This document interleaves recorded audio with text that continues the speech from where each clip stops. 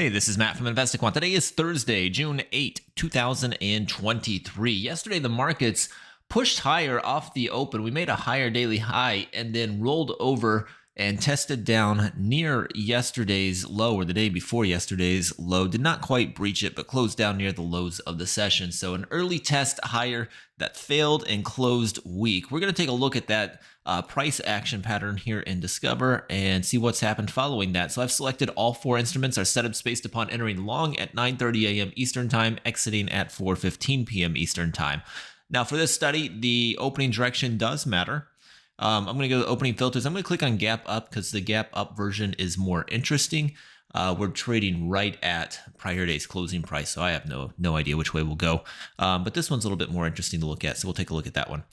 Next thing I'm going to do is go to Price Patterns Library, and we're going to grab three pieces of information from this. We're going to say that yesterday had a higher daily high, it had a higher daily low, but it closed in the bottom quartile of the trading range. So I'm going to grab all of those from the active today. I'm going to come over here and I'm going to grab higher daily high, which is the second to last option, higher low, which is the last option, and then up in the location of the last close here, I'm going to go close and bottom 25% of the daily range. All right, I've got all of those. Last thing I want to do is put it in a similar market environment. We're still in a strong market. We're closing above a 10 and 200-day simple moving average. I've added both of those. Now I can click View Results.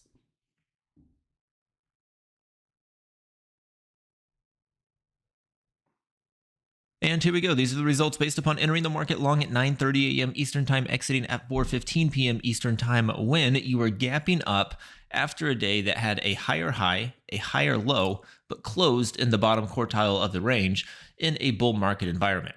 Historically, we have 63 samples here in the S&P. We've got 76 in the NASDAQ, 73 in the Dow, 60 in the Russell. If we take a look at the win rates on them, the S&P coming in just 35% of these closing above the opening print. For the NASDAQ, it is stronger, 57%. The Dow coming in 41%. The Russell, 40%. If we look at the average moves, that average move to the downside larger than the average move to the upside in the S&P. That's also the case here in the NASDAQ. That is the case in the Dow and the Russell. So all four of these have larger average moves to the downside compared to their moves to the upside, and three of the four have win rates that are fairly weak. Again, this does depend on it gapping up for this study to be valid. Who knows if that's going to happen this morning or not. Hopefully you found that helpful. Good luck today. We will see you next time.